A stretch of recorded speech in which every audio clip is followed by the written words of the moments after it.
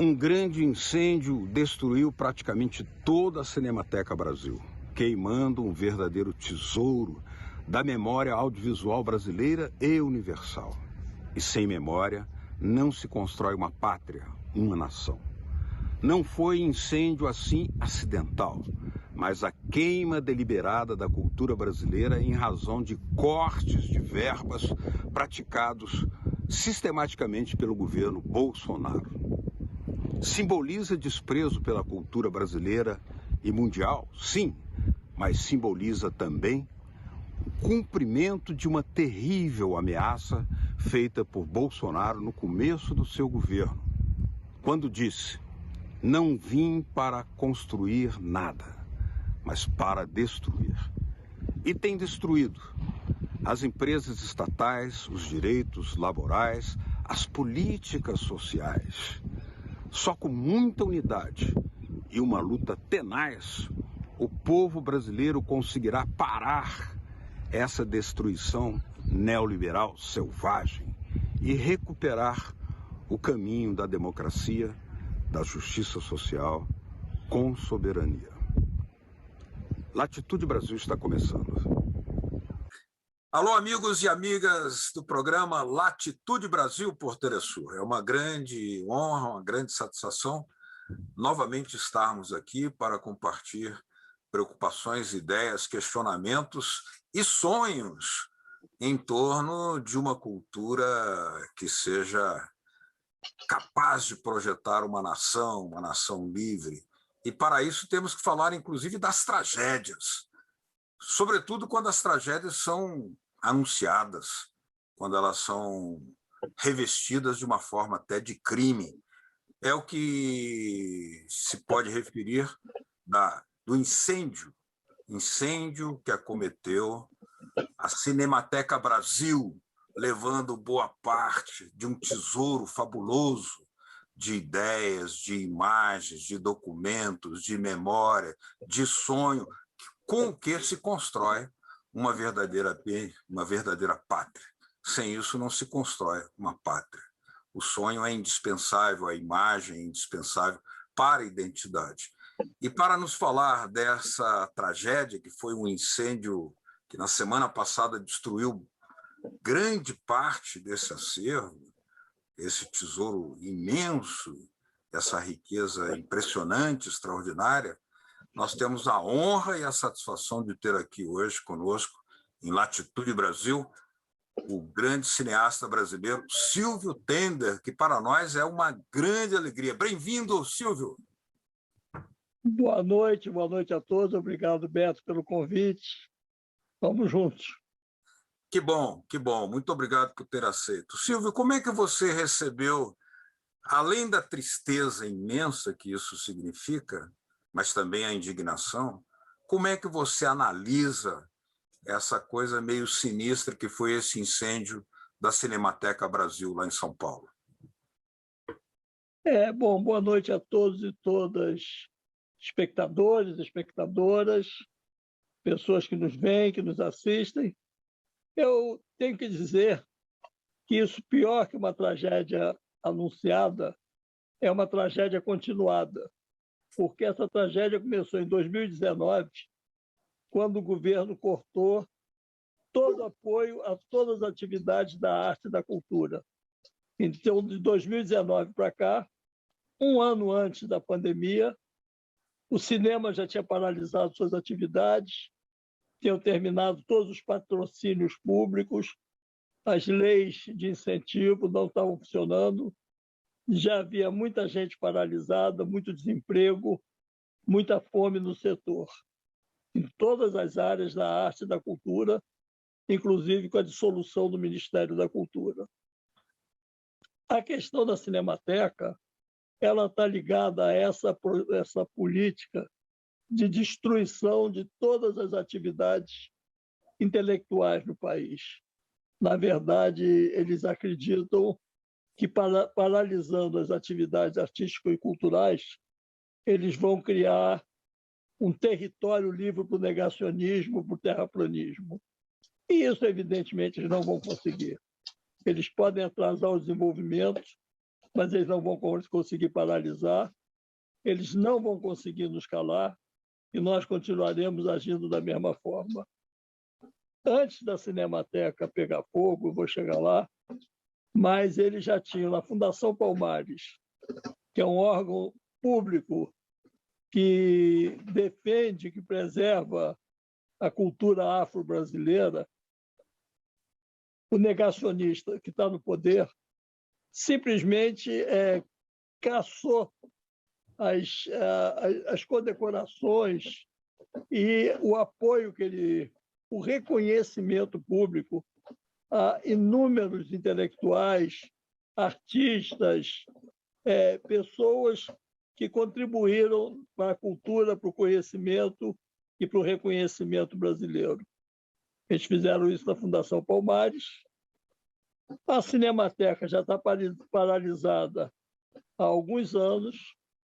Os cineastas já se mobilizam há muito tempo em defesa da Cinemateca.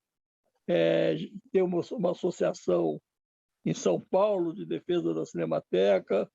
O Brasil inteiro se manifesta. Ano passado, nós fizemos o Festival de Brasília, e no Festival de Brasília teve uma atividade especial voltada para a defesa da imediata retomada das atividades da Cinemateca, imediata recontratação dos funcionários. A Cinemateca, para que você tenha uma ideia, ela tem um custo, eu não sei o equivalente em dólar, mas deve ser em torno de 2 milhões de dólares mensais, completamente paralisada. Completamente paralisada. Então, não tem bombeiro que cuida, não tem funcionários para fazer a manutenção, não tem eletricista, não tem as pessoas que cuidam do acervo. E aquilo está abandonado, tomando sol, tomando chuva e agora incêndio. Então, é um destempero, um descontrole proposital para destruir toda a memória brasileira. E eles conseguiram o que eles queriam, botar fogo num galpão.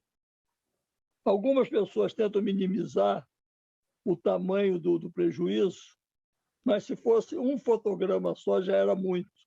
Mas pior do que isso, não é apenas um fotograma, é toda uma área cultural que foi atingida nesse acervo. Então, a nossa luta hoje, existem, inclusive, procuradores da República procurando criminalizar o responsável pela área cultural do governo, porque ele entende que foi cometido um crime ali.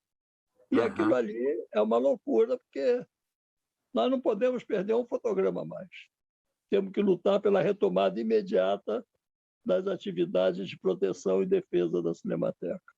Pelo seu raciocínio, é perceptível que há uma vinculação entre as políticas neoliberais na área financeira, porque os cortes de verbas atingiram saúde, educação, mas drasticamente também a cultura, mas está muito vinculado àquela declaração do presidente Bolsonaro, que logo ao chegar ao poder disse: eu não vim para construir, eu vim para destruir.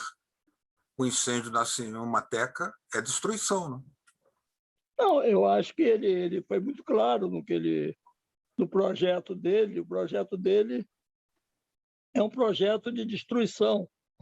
Ele acabou com uma série de ministérios a pretexto de economizar, e entre eles o Ministério da Cultura.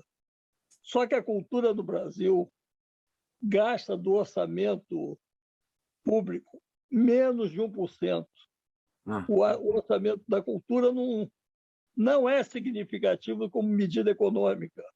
Você não está deixando de financiar uma atividade de custeio caro. O custeio da cultura é muito pequeno em relação ao que ela devolve para a população brasileira em termos de conhecimento, de saber, de entretenimento, de lazer.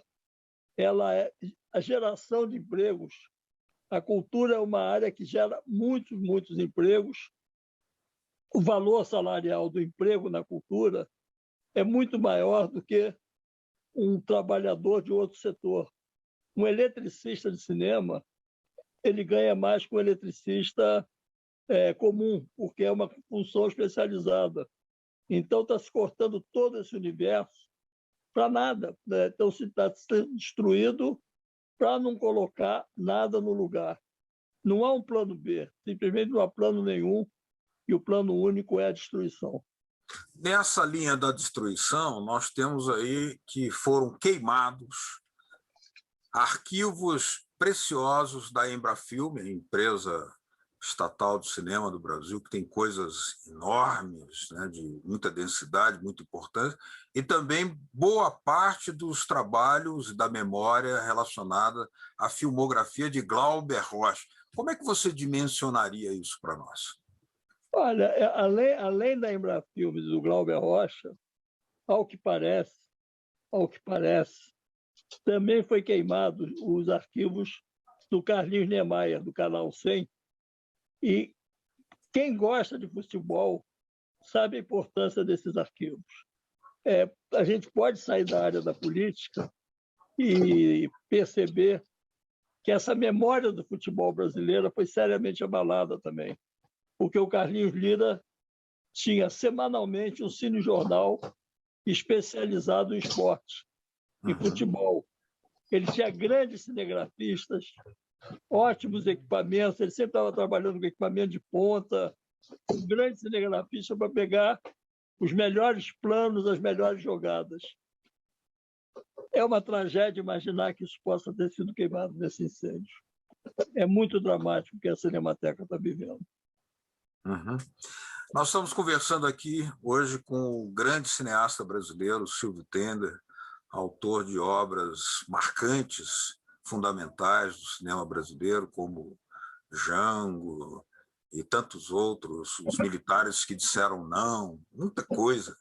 Mas nós vamos fazer aqui uma pequena pausa no nosso Latitude Brasil e continuaremos aprofundando essa explicação que o Silvio está nos trazendo sobre o porquê e a tragédia, seu valor, sua enorme e desastrosa importância para a cultura brasileira e para a projeção de um país, porque não se constrói o país sem uma identidade cultural nas imagens. Voltamos já já.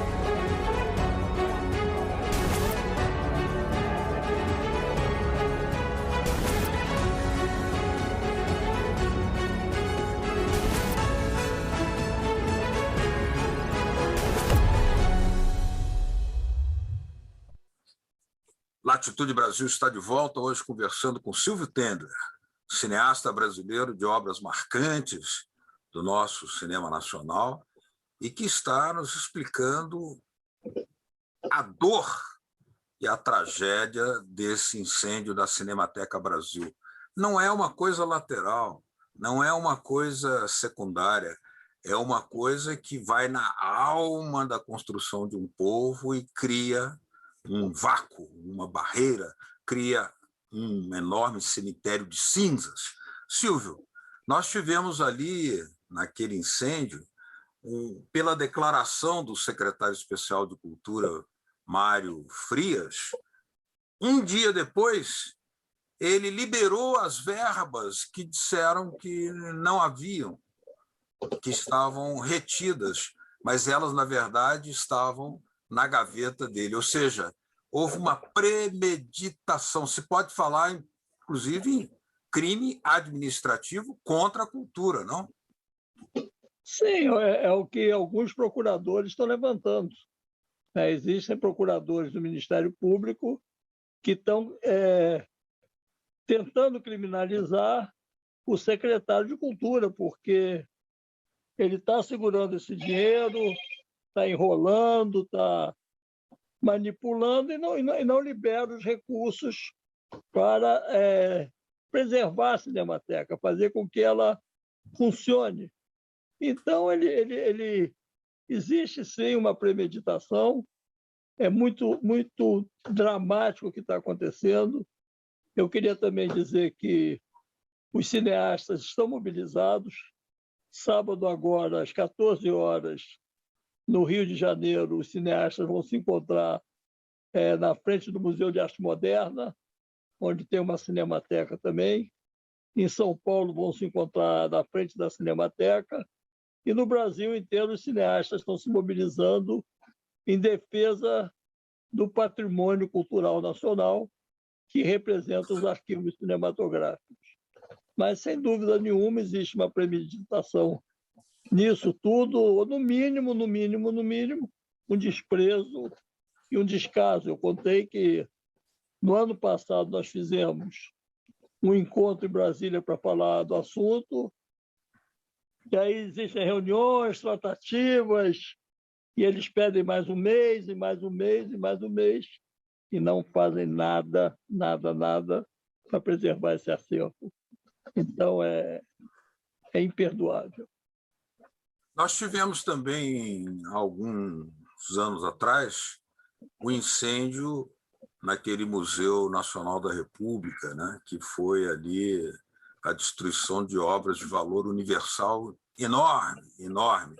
Mas a linha de continuidade, uma linha de coerência demoníaca que há em tudo isso é que o desprezo pela cultura, o corte de verbas neoliberal e o impedimento para o funcionamento do Estado, que está sendo diminuído para se tornar indigente, acaba sacrificando coisas fundamentais para a construção da simbologia e da identidade cultural. Nós teríamos que mudar essa linha para que houvesse políticas públicas que alavanquem mesmo para valer uma cultura nacional, sem a presença do Estado, mas aí nós temos um Bolsonaro que é totalmente não só avesso à cultura, como à presença do Estado. Como você comenta essa desgraça que estamos vivendo?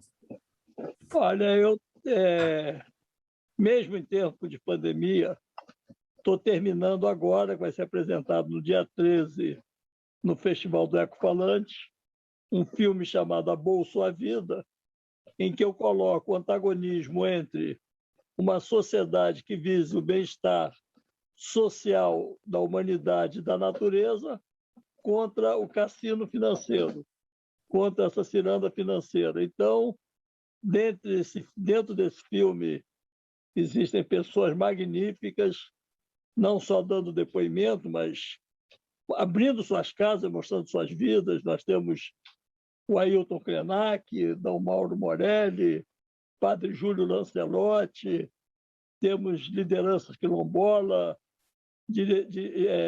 lideranças indígenas, como Palmir Suruí, por exemplo. Nós temos gente de todos os calibres dentro desse filme para falar o mal que o neoliberalismo está fazendo no Brasil. E o padre Júlio Lancelotti fala que isso, quer dizer, o neoliberalismo ele não ataca apenas a economia, ele cria uma forma de pensamento que é extremamente perversa. E o filme mostra isso, eu mostro isso. E já existe um movimento de resistência muito grande a essas políticas neoliberais de redução do Estado, o Estado mais mínimo ainda, que prejudica os pobres e transfere renda para os ricos. No mesmo momento que você tem milhões de pessoas desempregadas no Brasil, que você tem milhões de pessoas passando fome, você tem transferência de renda do governo para os grandes bancos, para o sistema bancário. Então, existe uma perversidade na forma de governar. E aí é bom dizer da cumplicidade de setores da burguesia brasileira que nunca ganharam tanto dinheiro quanto estão ganhando hoje em plena pandemia. Para você ter uma ideia, a população de pobres, de miseráveis, de desempregados, de gente que está morrendo de inanição, e nós não temos sequer estatísticas que falam disso, ao mesmo tempo que você tem isso, você tem de uma forma surrealista o aumento de venda de barcos de luxo. Nunca se vendeu tanto barco de luxo quanto no Brasil agora, no momento em que o povo está passando fome. É essa balança que está completamente equivocada e a gente tem que construir um país bastante diferente desse que está acontecendo hoje. Nós temos que lutar no resgate de Pindorama. Pindorama é terra das palmeiras, de uma cultura originária, ancestral, e uma pátria para todos. Por que é que, para colher uma reflexão sua assim, mais transcendental, além de tudo que você já está dizendo, né? Por que é que o neoliberalismo tem medo da memória? Por que é impossível construir país e pátria sem memória? Por que esses administradores achatam as políticas públicas para que não haja oxigênio para a arte e para a cultura? Eu acho que você tocou na questão fundamental do que está aí hoje, que é a asfixia. Não só na Amazônia as pessoas morreram por falta de oxigênio, uma política genocida expressa, mas o oxigênio que está faltando à arte, à cultura, é para que o país não fique raízes, que o país não domine a sua cultura e o seu conhecimento. Essa política de bestialização das populações é fundamental para cortar os vínculos ancestrais. Eles querem matar qualquer vínculo com ancestralidade. Então, hoje você tem uma luta muito forte aqui dentro do Brasil, dos povos originários, você tem uma luta muito forte dos negros, dos quilombolas, de toda uma série de setores excluídos da sociedade, que estão vendo no resgate do seu passado, da sua memória, uma forma para caminhar adiante, para frente, né? Então, essa questão é fundamental na construção de um país mais justo, igualitário, com justiça social para todos. Fazendo um paralelo assim, com um grande filme que você fez, O Veneno Está na Mesa, além do Django, né, que é um marco do nosso cinema político, mas O Veneno Está na Mesa, ele pode ser também analisado como o veneno está nessas políticas de austericídio financeiro que arrasam com a possibilidade da biodiversidade cultural. Você concorda com isso? Eu acho que o planeta está ameaçado de destruição, não só pela biodiversidade cultural, mas a biodiversidade física também. O ser humano ocupa nesse concerto de animais que vivem nesse planeta 0,01% da população. E é o animal mais predador que existe na Terra. Então, tudo que a gente está vivendo, de uma certa maneira, é vingança da natureza. Essas políticas do Brasil, por exemplo, dentro dessas políticas neoliberais que você está falando, o plantio com o uso de veneno, de agrotóxicos, ele está fazendo a população comer coisas extremamente cancerígenas. Nunca nós vivemos uma época em que a quantidade de pessoas com câncer esteve tão evidente quanto está agora, a maior parte dos casos fruto da nossa má alimentação com esses agrotóxicos. O Brasil, a economia do Brasil hoje vive moldado pelas commodities. O Brasil voltou um retrocesso econômico que voltou a uma política antes da Revolução de 30, Antes da industrialização do Brasil, o Brasil volta a essa coisa, exportador de matérias-primas, importador de manufaturas. Então, nessa pandemia, a gente precisou importar da China máscaras e luvas, porque aqui não se fabricava mais em quantidade. Os ventiladores não existiam mais. Então, o parque industrial brasileiro está sucateado. E o que o Brasil está exportando? Commodities. E o que são essas commodities? O que é o minério? O que é a soja? O que é o eucalipto? É água. O Brasil está exportando água e está faltando água no Brasil. Hoje, por exemplo, você vê os rios assoreados. Os famosos rios voadores não transportam mais água da Amazônia para o Sudeste. E nós estamos vivendo uma crise de água no Brasil que nós vamos ter racionamento. O Sudeste brasileiro está desabastecido de água por conta dessas políticas de exportação de commodities, que não é outra coisa senão água, e importador de matérias-primas, de produtos manufaturados. Nesse filme que eu apresento agora, A Bolsa Vida, eu filmei a Serra da Moeda, em Minas Gerais, que é uma região lindíssima, tombada, só que ela é tombada numa metade. É uma montanha que do outro lado já não tem mais.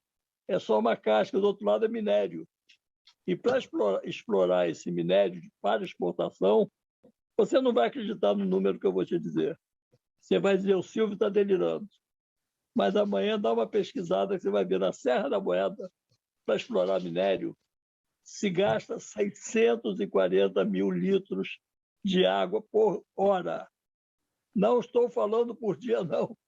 Não por estou hora. falando... É por dia, por hora. Por hora. 640 mil litros de água por hora. Isso daí abastece uma cidade. Isso aí é gasto para a gente entregar minério a preço barato. Tu vende minério às toneladas. Tu destrói o meio ambiente. O minério que é exportado é baratíssimo e ele volta em forma de automóvel, em forma de outros produtos industrializados muito mais caros e não gera emprego. Então, é loucura essa economia que nós estamos vivendo no Brasil hoje. Muito bem. Bom, Silvio Tendler, grande cineasta brasileiro, sua lucidez, seu olhar clínico e arguto sobre essa tragédia da realidade brasileira que vê perder a sua memória, indispensável como oxigênio para a construção de um sentido de pátria. Muito obrigado, Silvio, pela sua presença aqui em Latitude Brasil. Beto, obrigado pelo convite, obrigado a todos que tiveram a paciência de me ouvir e convido vocês para assistirem A Bolsa Vida. Breve nas boas telas do mundo. Estaremos lá, estaremos lá. Muito obrigado a você, Silvio, obrigado a todos vocês que nos acompanharam aqui em Latitude Brasil. Até semana que vem. Tudo de bom. Um abraço. Um abraço. Tchau. Tchau.